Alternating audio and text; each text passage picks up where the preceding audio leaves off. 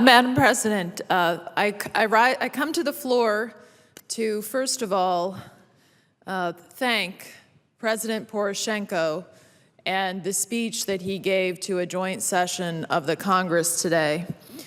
It was a very moving speech. I think it was a very direct speech, and it really showed how important it is that we stand with the people of Ukraine during this trying time, with the aggression that they are facing from Russia. And I come to the floor just to say a couple of things. First of all, this. At the end of his speech, he used the motto of my home state from the state of New Hampshire, live free or die.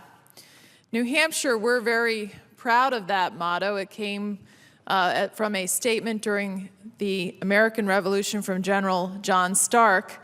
And it really does not only have meaning to my home state of New Hampshire, but also to the people of Ukraine with what they have been facing.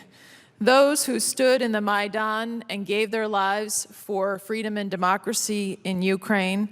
I've had the privilege of going to Ukraine twice, both in March and also to oversee their presidential elections.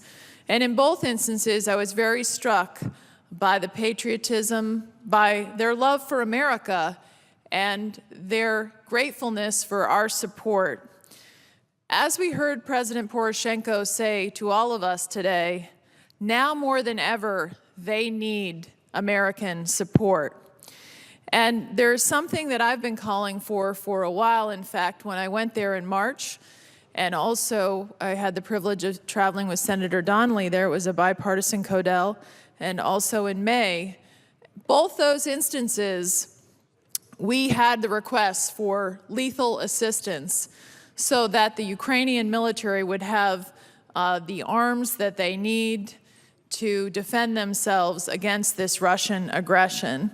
So today, we also heard President Poroshenko call upon us again to provide the support for the Ukrainian military. They have fought and continue to fight and die for their own independence and freedom and territorial integrity. And the least we can do is provide them lethal assistance. As President Poroshenko rightly said today, blankets and night vision goggles are important, but one cannot win a war with a blanket. And so I would hope all of us stood together today, both Democrats and Republicans, to say we stand with the people of Ukraine. I know this afternoon that the Senate Foreign Relations Committee has come together and has marked up a very important aid package to Ukraine, which contains lethal assistance for their military. And I would hope that our president would see that on a bipartisan basis, we stand with the people of Ukraine, and we must provide them with this assistance that they need. Finally, I would say that the Budapest Memorandum that President Poroshenko mentioned today is very, very important. We were a signatory to that memorandum, as was Russia a signatory to that memorandum. In that memorandum, in the signing of it, Ukraine gave up their nuclear weapons in exchange for our assurances that we would respect their sovereignty, security assurances, and their territorial integrity. Obviously, Russia has trampled all over this, but I would say the least we could do is provide this lethal assistance that they have asked for, given that they gave up their nuclear weapons. We signed on to that agreement.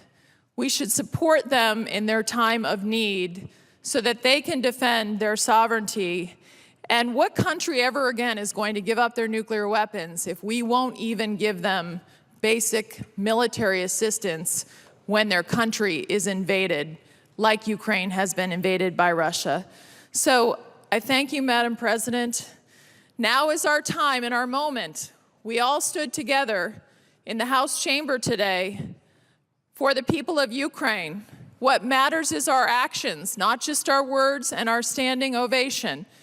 So I hope that we will stand with the people of Ukraine. I call upon our president to provide lethal assistance to the people of Ukraine and to provide the support and tougher sanctions on Russia, economic sanctions for their invasion, and their total disrespect for the sovereignty of the country of Ukraine. Thank you, Madam President.